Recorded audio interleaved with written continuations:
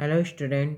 आज हम लोग देखेंगे माध्यिका निकालना कि अगर सतत श्रेणी हमारे पास दिया गया है तो किस तरह से हमको क्या निकालना है, माध्यिका निकालना है। ठीक है, तो ये एक क्वेश्चन है, ठीक है, जिसमें आप देख सकते हो ये सतत श्रेणी है, ठीक है, कंटिन्यूअस श्रेणी सीरीज है, ठीक है, इसका बारंबारता दिया है।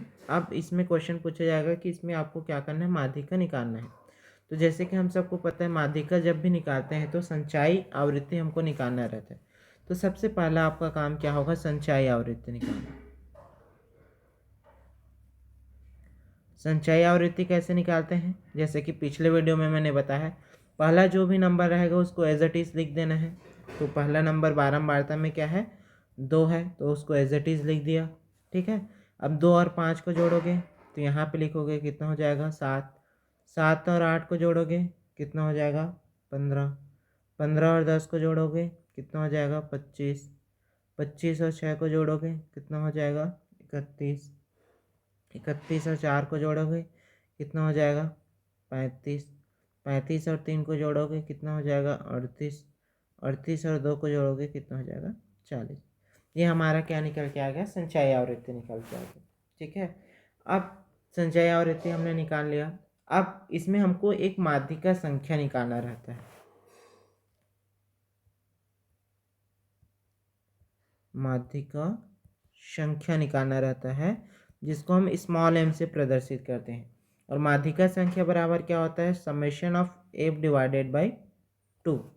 ठीक है, तो चलो f को जोड़ लेते हैं, बारंबारता ही f है, तो समेशन ऑफ f को जोड़ो कितना होगा, 5।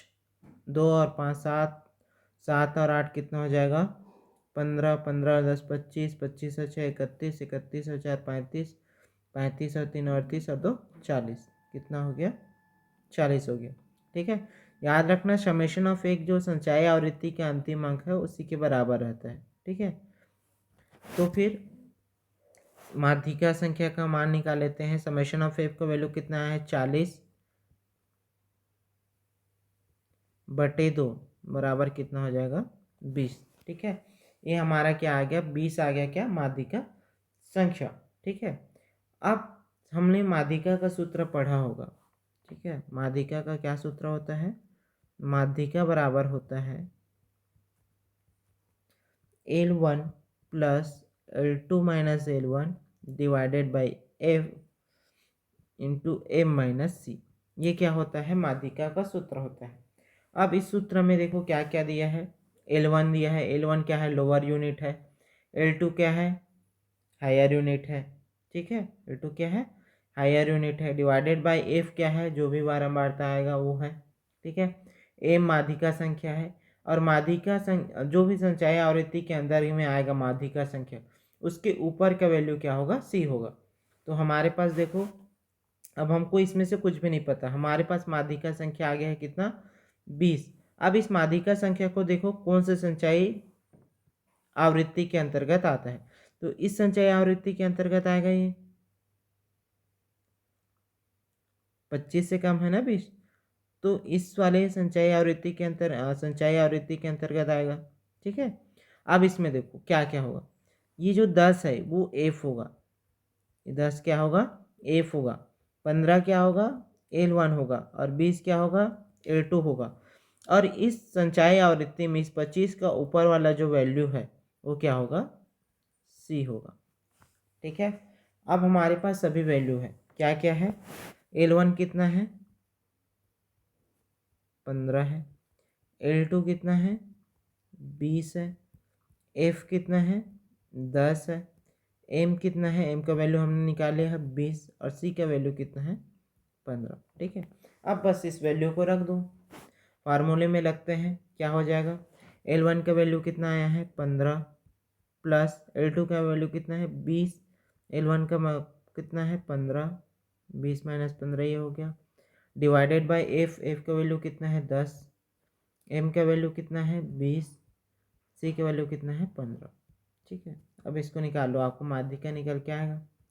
ठीक है, क्या हो जाएगा, माध्यिका बराबर 15 प्लस 20 में से 15 गया 5 बटे 10, 20 में से 15 गया 5 बटे 10, तो क्या हो जाएगा, 5 गुणित 5 कितना होता है, 15 प्लस 25/10, ठीक है। 5 गुणित 5 25 होते हैं, 5 में 25/10, ठीक है। अब 10 को जब डिवाइड करोगे तो कितना हो जाएगा 2.5।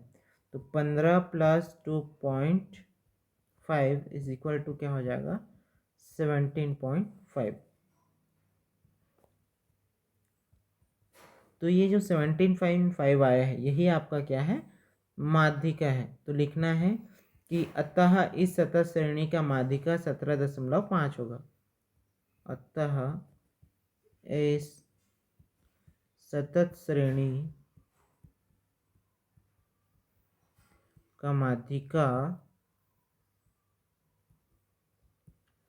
17.5 होगा, ठीक।